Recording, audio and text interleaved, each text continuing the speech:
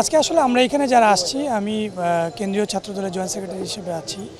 আমরা আসছি আসলে ম্যাডামকে না দেখতে পেলেও আমাদের যে আবেগ, যে আমরা এখানে আসলে আমাদের মানে ওনার জন্য দোয়া করতে এবং ওনার ভালো লাগা আর কি, আমাদের এখানে আসতে হয় এবং আমরা আবেগের নিজে থেকেই আসি আর কি।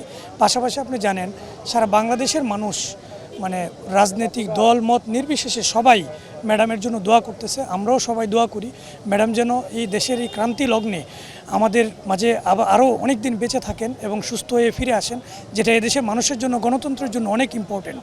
এবং আজকে আপনারা দেখতে পাবেন যে বিভিন্ন ধরনের প্রপাগান্ডা বা গুজবও ছড়ানো হচ্ছে।